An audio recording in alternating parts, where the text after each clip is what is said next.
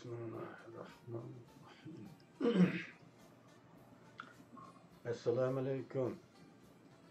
Aziz, muhterem ve süyümlük Şarkı Türkistanlık qarindoshlarım.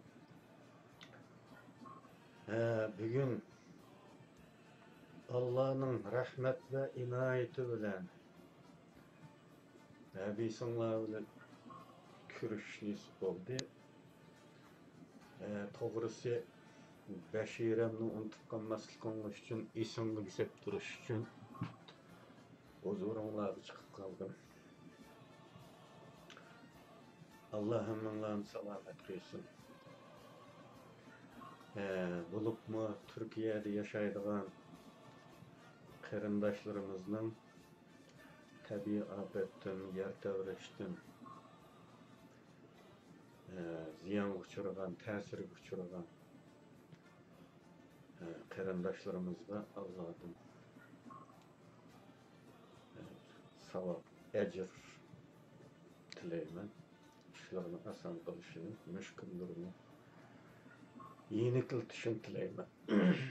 Çünkü müminlerin kolu bir tiken kirip geçsimi bir ecir hesaplanıdır. Her kandak bizlik egin bir azap biz için ecir hesaplanıdır. Ve şunun tendaş günahımız uçuruldu. Şuna şunda ecir tutuldu.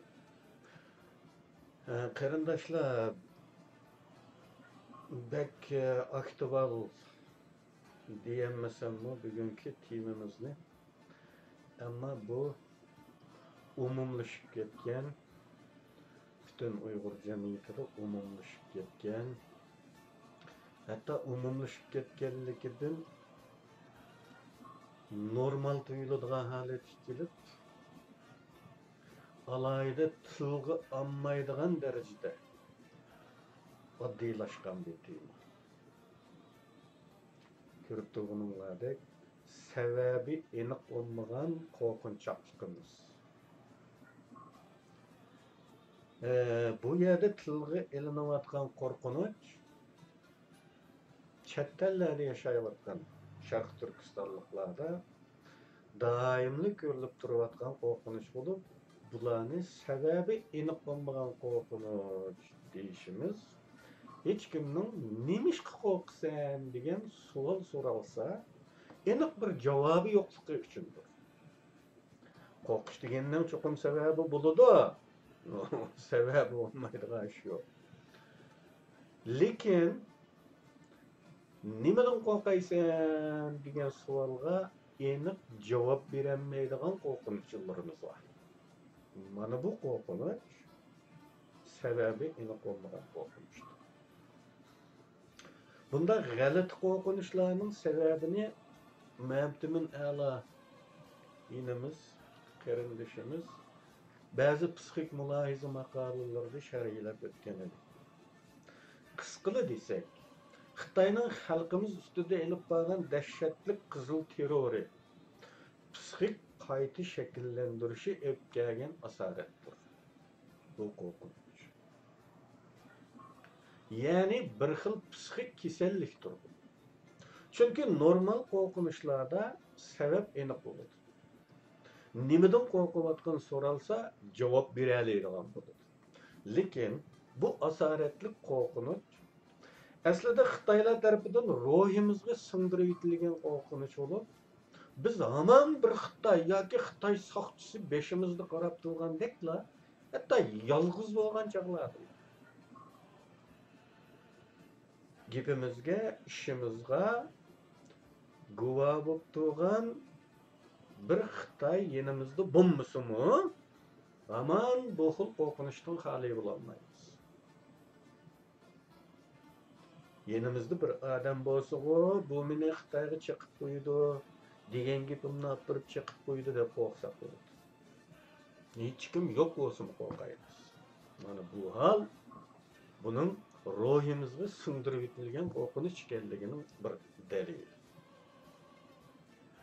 Biz bu qo'rqinchlarni ba'zi konkret misollar orqali tushunishga va tushuntirishga tirishamiz.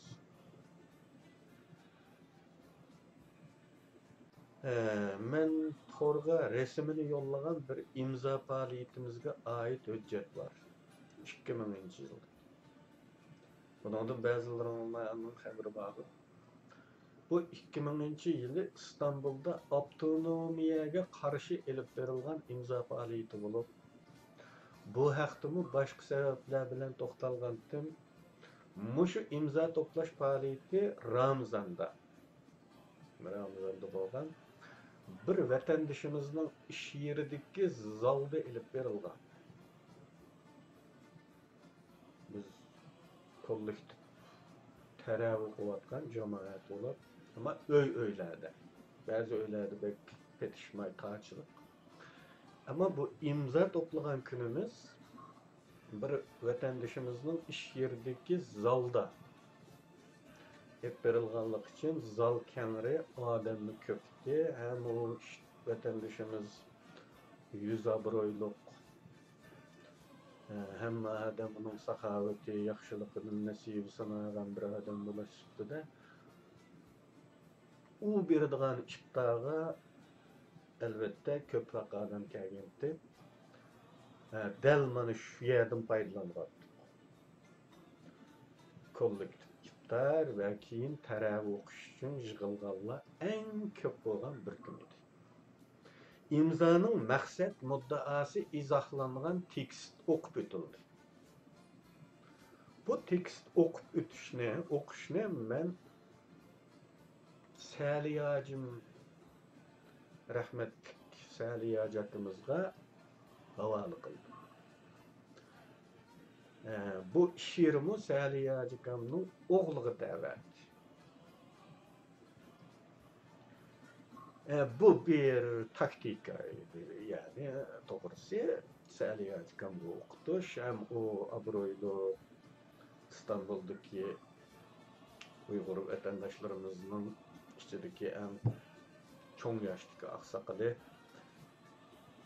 şundakla onun oğlu mu abroyluk adam bolganlığı için bu imzaga avaz qoşulganlarning köp boluşunu tamaqiga aldı bir taktika oynap Saliyacıkamni okup berýän dep tekstni onun koluga tutkuzgan.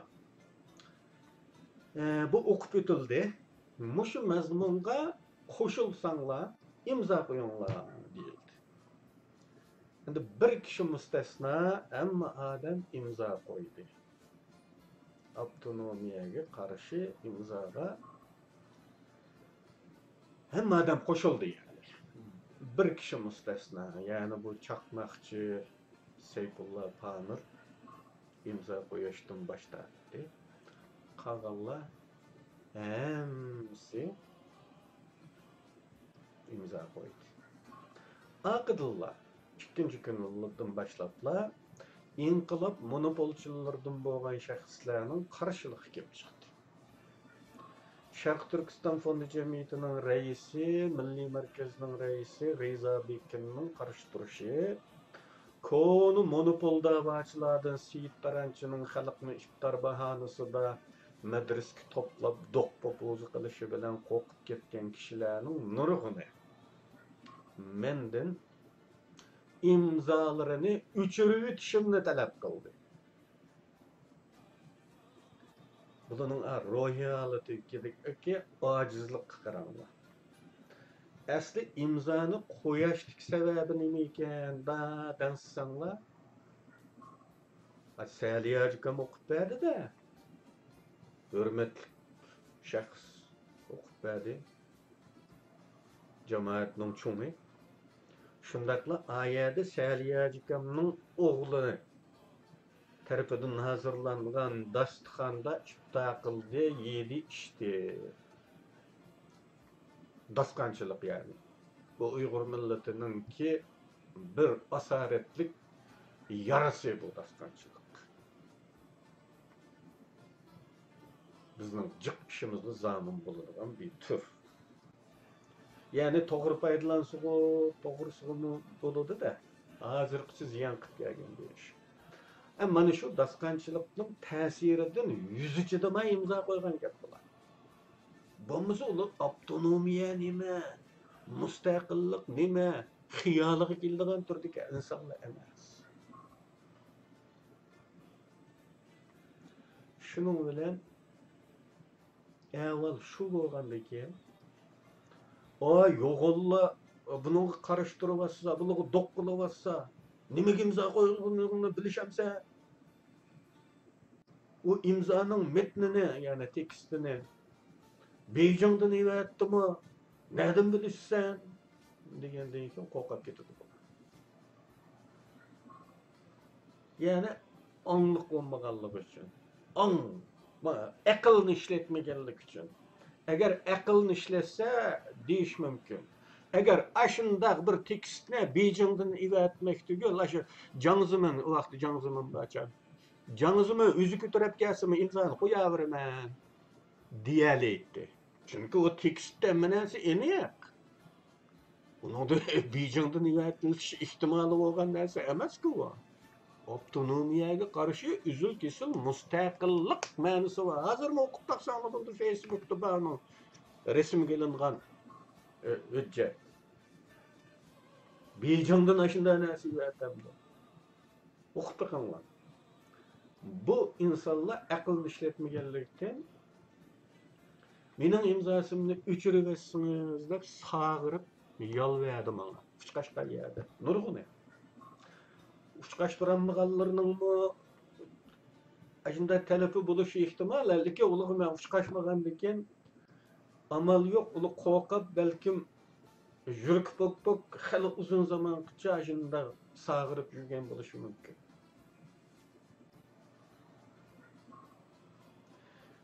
Endi qo'rqinishga kelsak, mana mushu harakatdagi mushu qo'rqinishni desak, bunun sebebi nima bo'lishi mumkin? O'ylab bakalım. Nimadan qo'rqyotdi bular? İmza qo'ygan material xato ekan, shuni yana olaman deydigan gap asla yo'q. Unda deyilmaydi-ki. Uning to'g'ri xatosini arig'idek avvalni ish qiladi. Endi talabda bu gap yo'q. Aslida bir-birini doğrab imzo qo'yishgan bular. 100 xotira. Shu kunki dasqanning 100 xotirasi deb o'ylab imzo qo'yibdi. Ama İstanbul'da muhim adamlardan hesaplanadigan ikki katta kishi Riza Bekin va Seyit Taranchining bu imzo harakatiga qarshi ekanligi ochiqishliq rol o'ynaganligini aytdi. Shundaq bo'lsa-mu, qo'rqish sababiga Riza Bekindan qo'rqaman deyilmaydiganligimi ko'nglimizga yo'q. Ayna derlemde hiç kim onda demedi ameliyatda. Fakat o'chirib dedi. Endi men uning o kadar sag'irib yolvirishiga nemish o'chiribdiman. Nim bo'lganda xato bo'libdikanmi deb talishib o'tamidim. Bunu o'chiribdiman deb qo'ydi. Uning bizga tushundiyi bo'lmaydi ki. Xo'sh. Endi bu yoki Seyit Taranchi maaşimni tutib oldi delimda. Çünkü Seyit Taranchi tarafidan beqilayotgan, shuning saxovatiga tayanib yashayotgan odamlar emas. Undaqken Seyit Taranchidan qo'rqaman deyalamda mumkin emas. Undaq bo'lsa nimadan qo'rqib bu qo'ygan imzosini yana olmoqchi? Buningga o'zi aniq javob berolmaydi. Ama men bir kadar doğru cevabını berishim mumkin. Qo'rqinch yilliklerimizgacha singdirib bitilganligi uchun sababsizlik qo'rqaveramiz. Bu qo'rqinchimizga singan nonni yegan yaxshi deb javob berilishlari mumkin. Shu kunki tekstni anglab bir narsa tushungan bo'lishlari noto'g'ri. Nimaga qo'l qo'yib bu tekstda ayblanayotgan qarash to'g'rimidi yoki bu ayblash to'g'rimidi? Bularni tushunib turib anglab qo'l qo'yganlar balkim 5% eshib ketmesi kerak. Bu qo'l qo'yishning ahamiyati tutib bo'lgan ahvolda yenivelish unchulami eyiplik tuyulmagan bir sebep. Gerçi monopol davachilarning qo'liga qarashli bo'lmasa-mu, qo'rqish bu qulluq psixikasidan kelib chiqqan natija. O pulu odamlarda da hükümrandan qo'rqish. Bu qulluq psixikasi degan. Hükümrandan qo'rqish, boshliqdan qo'rqish, pulvadan qo'rqish. Umuman biqindilikqa ko'ngan xarakter. Agar ular bilan gaplashib, aqliga ilhom bo'ladigan savollarni qo'yib baqsangiz, masalan, Seyit Taranchi seni o'ltirib yutamda, qazing bormi ya? Yoki boshqa ehtiyojing bormi de? Rizo bekin sen Turkiyadan chiqarib yutalamda, nimadan qo'rqqanligingni endi o'zim o'ylanib bor. Desangiz, sag'riyib, go'shirib turaveradi. Ammo deydigan gapi cho'qim yo'q. Qo'rqib ko'kinib qolgan, tamam. Chet ellarda ilib beriladigan siyosiy faoliyatlarga qatnashishdan qo'rqish. Yana bir qo'rqish bu. Her qanday siyosiy faoliyatga qatnashmaydigan bir bölük Uyg'urlar borligini bilasizlar. Meylab faoliyatda odamdek oz deb baxshaymiz bu. 1000 odam bor mushada Uyg'urda 1000 odam bor deydigan yerda bir namoyish bo'lsa 20 odam ya chiqadi chiqmaydi. Hammalarning dadi mushugur. Manamda şu 1000 odamning chiqmayotganlarida bir qo'rqish bor. To'g'ri, ularning bir qismi xeli yo'g'on bir bo'lagi tamamen Xitoyparast manqurtlar. Uning uchun chiqmaydi, aksiga qarshi chiqish degan qanday gap bu? O kadar baland Xitoyliga tabii ki chiqmaydi. Qolganlarimi Xitoydan zarlaydi bo'lmasa, qoqshaydi, ammo chiqmaydi. Nima uchun? Qo'rqadi.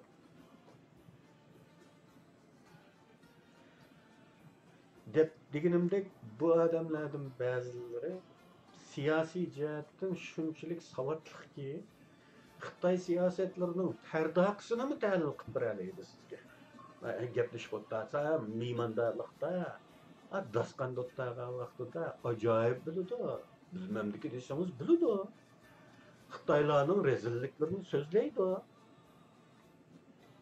Ya'ni Xitoyparastlar bu deb o'ylasangiz, unda to'g'ri emas.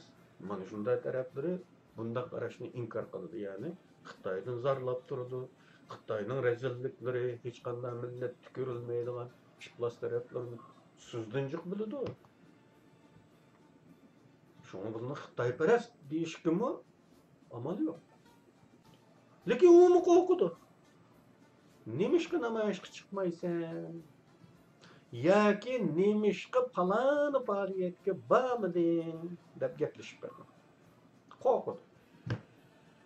Ammo nimadan qo'rqayotganligi haqida javobi yo'q. Qo'rqib chiqmadimmi deyolmaydi hatta. Go'shirdi faqat. Yoki boshqa bahoni ko'rsatdi, tishim og'rib qolgan, beshim og'rib qolgan. Yoki chechim tegimda qolgan deydi. Aslida Xitoydan qo'rqadigan bo'lsa-mu, Xitoydan qo'rqaman debmi javob bermaydi. Javobida bumi yo'q. Hatta Xitoydan qo'rqayotamsan deb aniqlama talab qilgan holda so'rasangizmi, o'xshash. Shunda rost deysa deb tasdiq qilolmaydi. Chunki shu chaqda ishidan kechadigan o'ylar uning bundaq deyishiga xalaqit yuradi.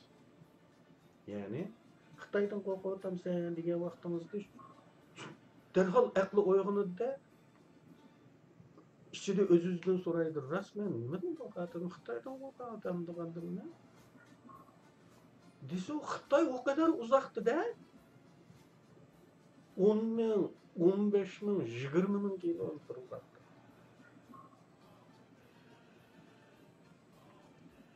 Bu ichidan kechadigan bu o'ylar, bu mantiqsiz qo'rqishni itiraf qilishga tutulishadi vaqtda. İtiraf qilolmaydi uni. Aql bilan o'ylaganda Xitoyning qo'li yetmaydiganligi, hech nima qilolmaydiganligi ma'lumlik bo'lgandiki, buni sabab qilib ko'rsatsa, bekmi kulkili bo'ladiganligi oshkor bo'ldi. Shunga unimi deyemmen. Ammo ko'nglining cho'nqur yeridagi qo'rqinch yana Xitoydan qo'rqishdir. Bu qo'rqishlarning vaqtdagi ko'langi Xitoy. Ama Xitoydan nima ish qo'rqaman? Erkin dunyodagi mening Xitoylar nima qila oladi deb savol qo'ygan chog'ida bu qo'rqishning tutimi qolmaydi. Shunga bundaq javob qoyil qilarlik bo'lolmaydi.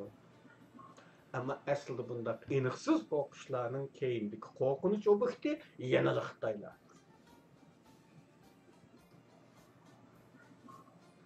Mavhum tanqidlar. Mevhum tillashlarda ko'riladigan jasorat obyekt aniq bo'lgan hamalda to'zib ketadi.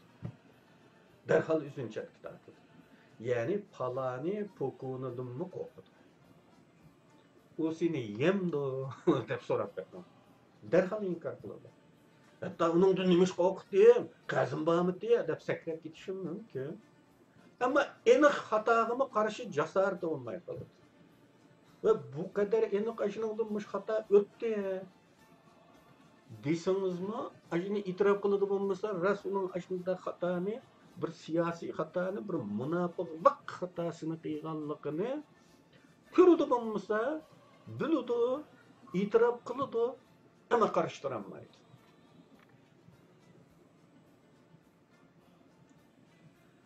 Qazim bahmeti deb turibmi? Aniq xatoga qarshi jasorati bo'lmay qoladi. Buningda bir turlik yetim qilish andishisi ko'riladi. Dasqanchilik an'anamizning roli deyishkim bo'ladi buni. Dasqan guruhida bir odam aziyib ketsa bo'lmaydi. Hatto uning munofiqligi aniq bo'lgan taqdirda yanada o'zini ayaydi. G'ibdil tamdan keyin ketib oladi. Bu qo'rqinchmi aniq sabab ko'rsatadi.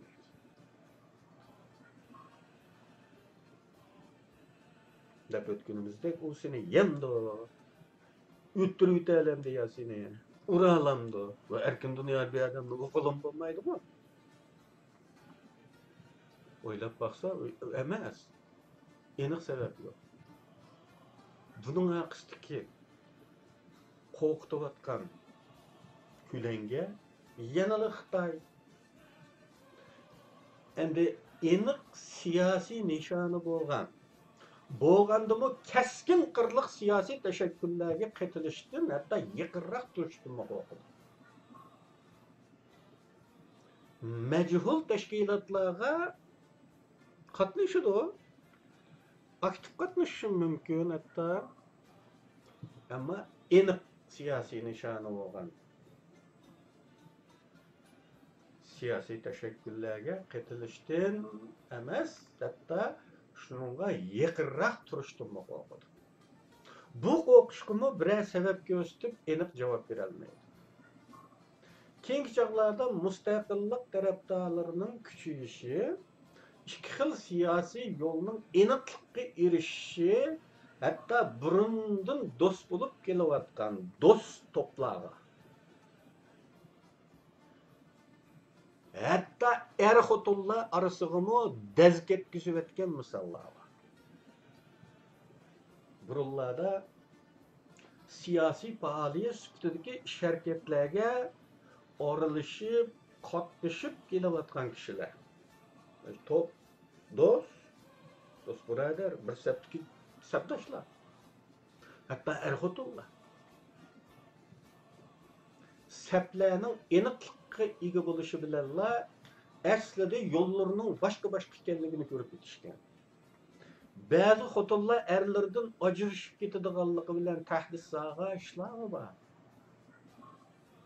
Xotinlar.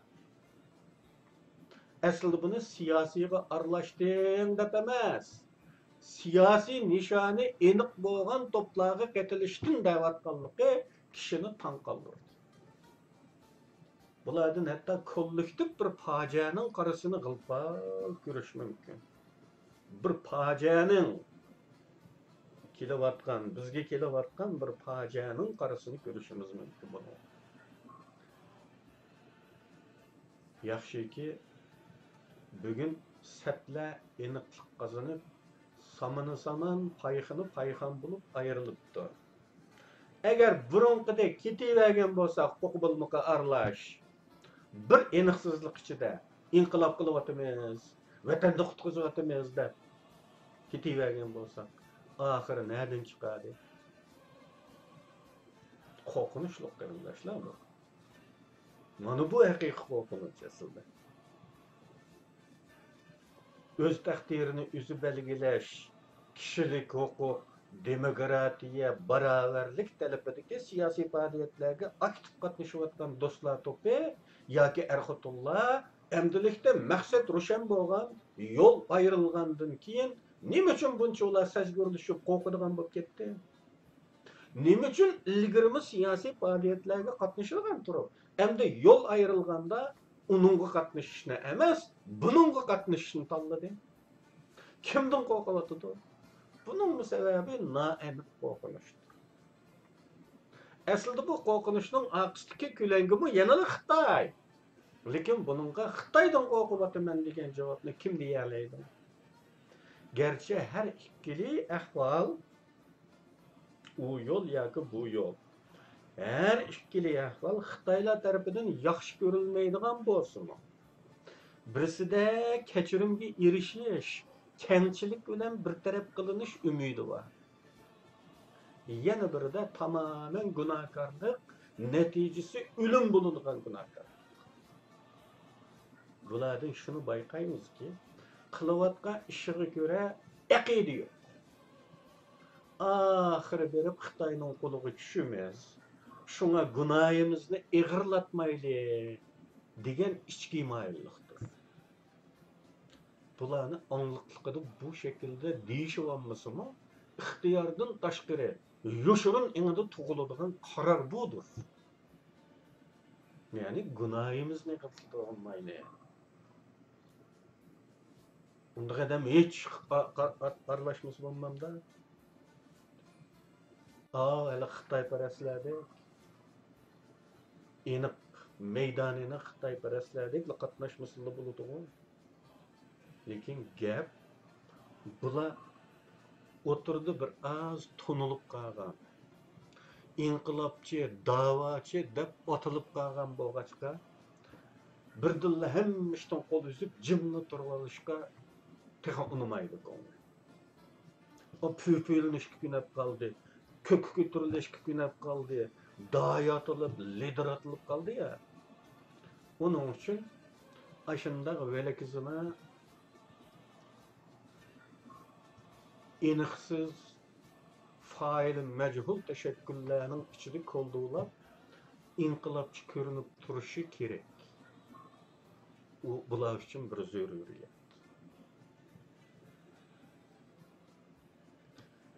Xitaylarning zalimlik sirlari, tajovuzchilik sirlari, milliy manfaatimiz uchun zarur bo'lgan paketlar haqida xabardor kishilarga qo'rqinch. Yana bir turli qo'rqinch.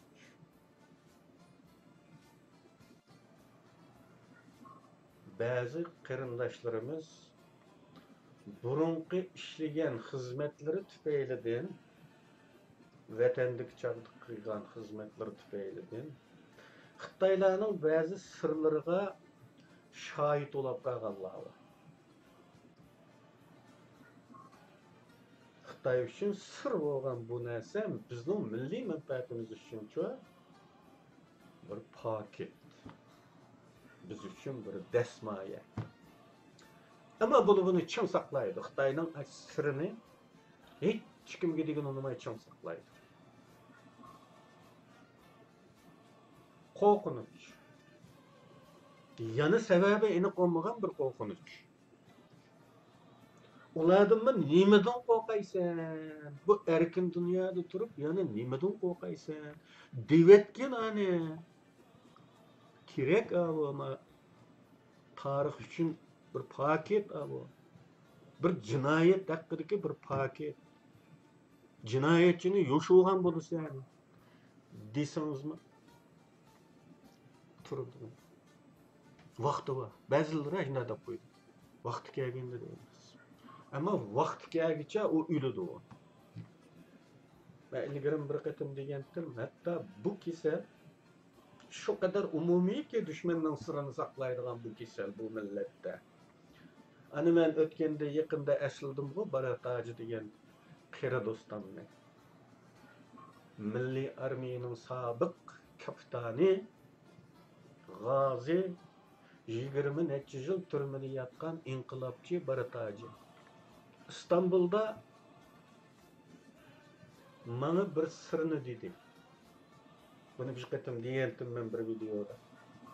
Muş bizning psixikamiz to'g'risidagi bir mazmunda misol qilgandim. Barat Ağacı ma'lum bir odamga darhol bir gapni deb qo'yib chiqadigan bir zaruriyat bilan uyiga kirib qolgandim. Uyda liq Xitoy o'tirib ekan, dasqon ustida dedi. İsmini dedi onu, men bilaman o adam.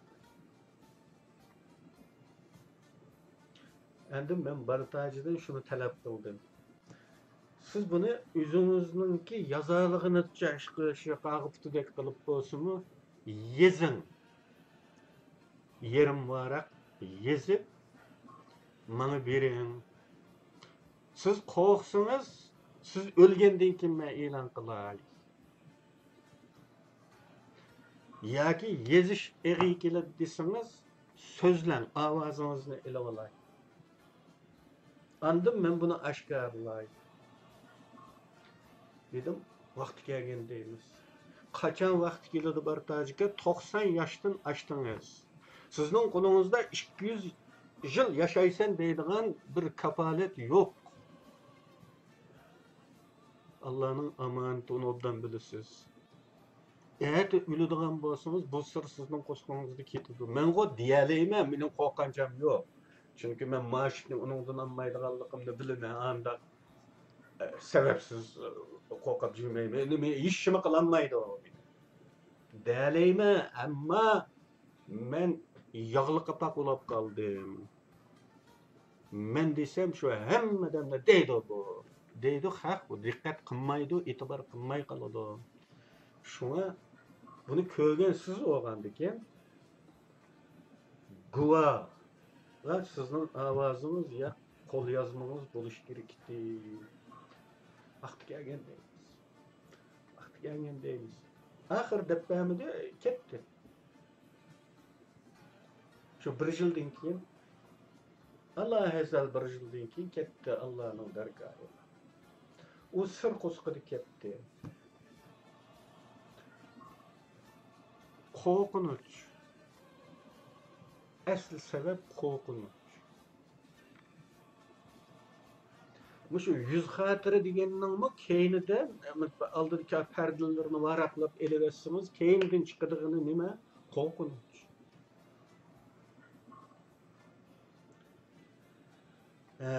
Endi mushu Xitoylarning sirrini saqlashdagi ajoyib sadoqatimiz, hayron qiladigan bir sadoqatimiz bor bu jihatda.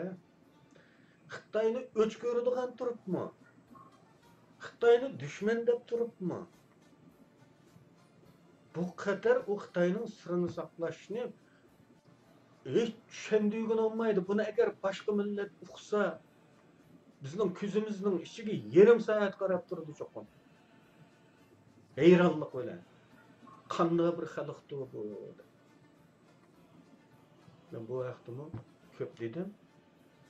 5-yil Ürümçi qatlamiga shohid bo'lganlar bor. Chet elda. Hech bo'lmasa shu vaqtda Ürümchida bo'lganlar bor. Ko'p qatim chaqirib qildim bu vaqtda aslini yozinglar, tarix bo'lib qolsin. Xitoyning jinoyatlari ko'milib qolmasin. Buningga ovoz qo'shganlarning tayini olmadi. Hozirgacha yiqqanlarim 100 bet kitob bitida, 100 betdan sal oshdi.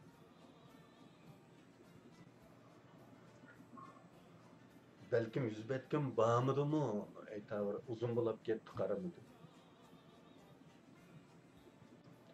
Bununla avaz koşkallarının tayin olmadı. Bir munçular vədə qıyğan bolsunmu, ama yok olup gitti. Ben çokum yazımen dedi bəziler, ama yok aldı. Çünkü 2 yıl oladı onu deganimga, birinci qitim bu gapni tilgag'inimga 2 yıldan aştı belki. Şu vaqtda vədə qıyğanlar hazırqıça yok. Bunun sebebi mi? Korkunç. Endi sebebini sorsanız, bunu belgisiz, yeniksiz bir korkunç. Yüzü denmeydi o. Neymiş ki? Bunu bilemen dep durup kılmaysan. Desiniz, doğrusunun da doğruydu bakın. Çünkü deydiğen gap yok bir yerde. Falanıdın korkumen, ma sebepten korkumen deydiğenini yüzümü bilmeydi. Eniksiz. O yüzüge eniksiz olganlık için nemi deyişini bilmeydi. Ama bunun akıstik kölengimi okşaşlı Xitay. Aşınçılık kurban berişkini yaramaydigan buluşumuzga qaramay, qanchalik qurbanlık aşı olsununca, bir qatlam haqqida yoki Xitoyning ma'lum siri haqida bir narsa yezish biz uchun qanchalik qurbanlık aşı. Shuni yozadigan odam nimani ziyon tortadi ashuningda? Aşınçılık derecedeki kurbanlıkımı yaramaymiz. Ancak şunun bakmay, vatanning azatlıkının tamamı oluşumuz ne kızık be? Aklını cari kılıp oylap bakmam ama şunu. Kırındaşlarım, aklını cari kılın. Vatan degenin azatlıkı milyon canlarının kurbanlığı bedeligi kilido. Biz birini yeziş bir varıp bizni yezishdan qo'rqayotgan bo'lsak, shunchalik qurbanlikqa yaramayotgan bo'lsak, o'ylab bakinglar qarindoshlar. Erkin dunyoda Xitoyning qo'li yetmaydigan uzoq bir makonda yashayotibmi? Bu darajada qo'rqish. Shunchalik bir ishqimi yaramaslik haqida vijdonan o'ylab ko'rildimi, o'ylab ko'rilmadi. Xitoyni o'ltirish yoki Xitoy tarafidan o'ltirilishni taqozo qiladigan ozodlik, mustaqillik haqida ham xiyol qilayotganlar o'lim, o'lish yoki o'ltirilishidan xo'p uzoqda bo'lgan bir parcha aslim yezishga yaramayotganligini o'ylab boqmamdi. O'ylab boqamdigandi. Endi yana bir qo'rqinch, mujohid atalganlardagi qo'rqinch. Men Suriyaga berib kelganimni xilisi bilan gaplashdim. Messenger'da görüşkenlerimmi bo'ldi, gaplashganlarimmi, bevosita görüşkenlerimmi bo'ldi Turkiyada. Men bu haqdami ko'p so'zlagandim. Şu mujohid qarindoshlarga aloqador chaqiriqlarni qildim. Yani Sharqi Janubiy Osiyo davlatlari tarafidan qochib chiqqan, endi mush qochib chiqqan qo'shtirnoqning ichida qochib chiqqan mujohidlarning qochib chiqish jarayonining tafsilotini yozib chiqishini talab qildim. Chunki bu aniq Xitoy istixborotining o'yini bo'lib, bundaq bir tafsiliy aslima tarix bo'lib qolishi mumkin. Birinchi qo'l manba material bo'lib qolishi kerak. Bu materialchi Xitoylarning millatimiz ustida elib berayotgan rezil o'yinlarini ichib tashlaydigan, dunyo jamoatchiligi oldida Xitoylarni rasvo qiladigan bir pakt bo'lib qoladi. Shunisi lapta ölümge yüzlənələydiğən hesablandığı mücahidlərimiz. Ölümge aldını qıyğan ən batır qəhrəmanlar. Lapta. Ama bu mücahitlarımı bundan aslını yazıştın. Xitayning bu rezil sirini echivetse beşiği keladigan baza qazadan qo'rqdi. Bularning ichida o'zini eng dadil, qo'rqimsiz, hatto bu uyollarni bilib qolgan aqlli qilib tasvirlaganlarimi, hatto allaqachon yezibmi qo'ydim deganlar. Oxirida shunday so'radi mendan. Bularni yozsam, e'lon qilinsa, mening holim nima bo'ladi deb so'radi. Mujohidlar. Mushularning jondan kechalaydiganligi qanday ishongan bo'ldi? Hali avvalo. Bularni demagandimi?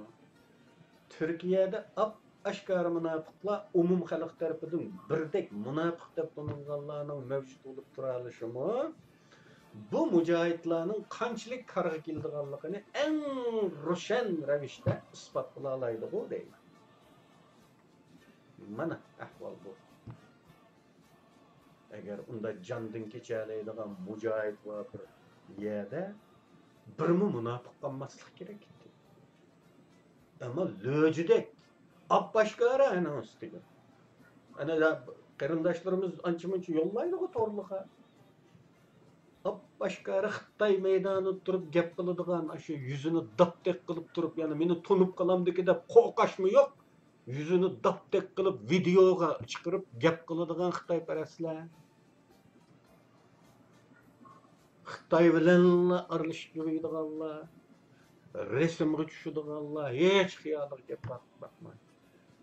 Yani bugün bir seviyat tüküyorduk ilg'i kitap yazıp hatta birisi Şarkı Türkistan degan hiç fırlanmaydı o deb. Bu kadar aşkara munofiqlar yaşaydı. Bu xuddi jangal deklan bo'ldi-da bu Türkiye. Jangalda yırtqıç hayvanlar mı yaşaydı, toşkan mı yaşaydı ya, yolvaz mı var, böğrü mü var, ama toşkan mı var? Şimdi alan oldu da bu Türkiye. Nesilde onun nesli kurumu lazım. Yani bularning nemmesinin arkasında yatkan korkunun sebebi okşaşlı Xitay. Xitaydan korkuştu. Lekin bunu aqlilik bilan o'ylaganda bekmi mantiqsiz qo'rqish bo'lganligidan sabab sifatida hech kim tilga olmaydi. Xitoydan qo'rqib qilolmayman demaydi. Mantiqsiz chunki. Ama ruh sinib qolganda bu. Ruh sinib qolgan. Uning uchun bu qo'rqinchni singdiruvchi Xitoy. Bu Xitoydan qo'rqish amaliyotda. Lekin buni aql bilan taroziga solib o'lchsangiz bek mantiqsizda bu. Bu Xitoy yemdi seni bu yerdagi bir odamni. Uni shuni tilga olmaydi. Bundan başqa har davlatda Uyg'urlar orasida 2017-yildan keyinmi vatanga berib kelayotganlarning borligi ma'lum. Buni hatta biladiganlar barkan, to'rda shunday bir sirdan xabardorligini jakalaganlar bo'ldi. Bilaman, berib kelayotganlardan xabarim bor. Mush biz yashaydigan yerdan berib kelyotdi ba'zilar deb to'rda e'lon qildi. Lekin ulardan ismi so'ralgan vaqtida ularni tilchaynidi va hech numus qilmasdan mening bexatarligimga kapolatlik qila olamsan deb so'radi. Erkin dunyoda bir munofiqning ismini oshkorlayolmagan bu holimiz bilan yana nima tamom azoblik, mustaqillik. Qarindoshlar, kulkilik bu. Mana bu halimizni selishtirib birlik tafakkur qilganimizda yüzümüz qizarmamdi.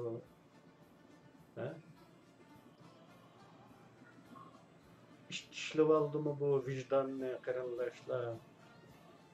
Nim oldu bu? Eğer erkin dünyada turup mening bexatarligimga kim kapolatlik qila oladi degili turadigan bu millat qanda urush qiladi, qanda jang maydonida hozir bo'ladi. Mumkinmi shu?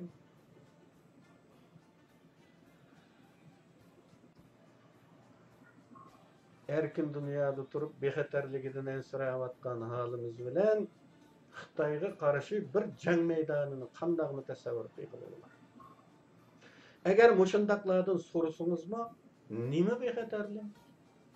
Sana keldigan xatar qayerdan, kimdan keladi deb so'rasangiz, cho'qimki buning javobimi aniqsiz bo'ladi. Ammo buningdimi bu noaniq ko'langa Xitoydir. Bulardan boshqa sonsiz turli qo'rqish ifodalari mavjud.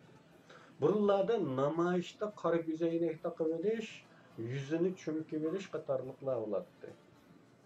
Keskin qirliq inqilobchilar, radikal inqilobchilar bilan bo'ladigan munosabatlardagi ehtiyotchanlik yana bir qo'rqish. Agar siz chigit chaqmaydigan, to'liq ma'nosi bilan Xitoyga qarshi maydondagi da'vogar bo'lsangizmi, yetim qolasiz. Buni aniq deb qo'yay. Yetim qolasiz. Nimishqa? Sizning bir gunohingiz bormi?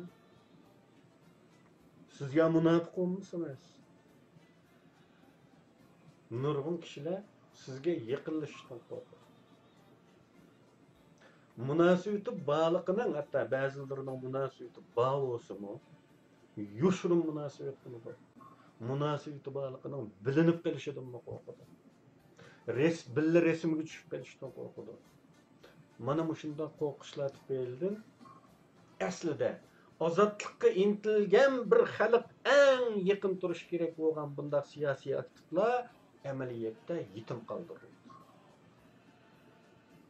Bunday inqilobchilarning to'pimi ashunda keskin qirliq radikal inqilobchilarning to'plari yoki tashkilotlari, tashabbuklari eng ojiz to'p bo'lib ko'rinadi. Chunki uning haq yaqin kelmaydi. Adam sani eng az bo'ladi, eng ojiz ko'radi. Bu nimani keltirib chiqardi menimda? Bu bo'lsa xalqaro yordamlarning bo'lishini bo'lumsiz ta'sirga uchirdi. Arzu qilingan ozodlik bargan siri fantaziyaga aylandi. Xiyolimizga, tushimizga aylandi. Mana bunday bir tutumning sababimi qo'rqish bo'lib, buning aqsidagi qo'rqitayotgan ko'langimi o'xshashlik Xitoy. Ama onu Xitoydan qo'rqyapman demaysiz yanılar. Xitoy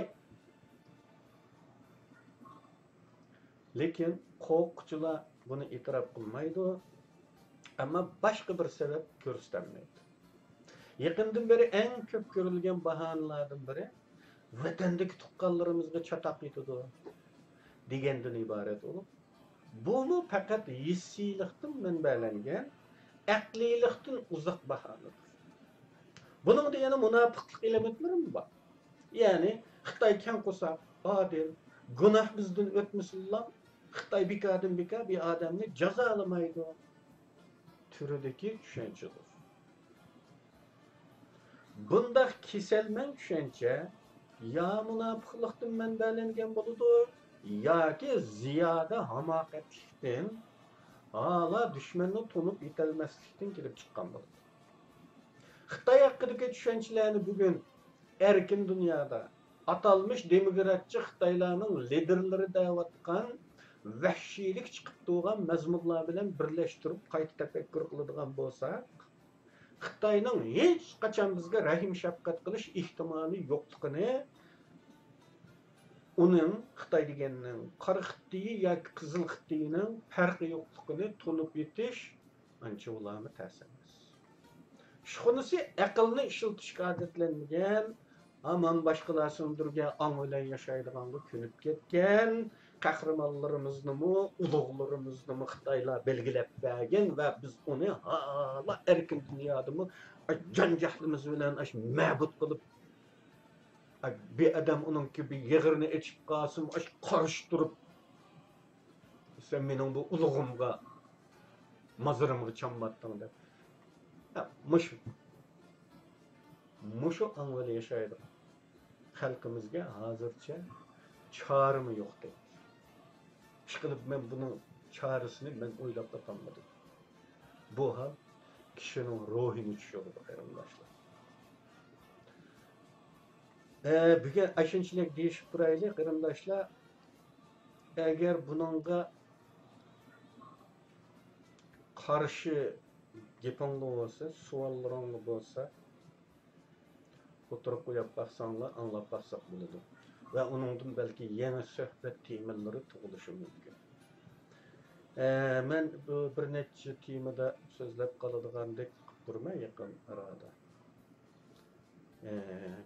Yine aldın ipucu yürüp koyay.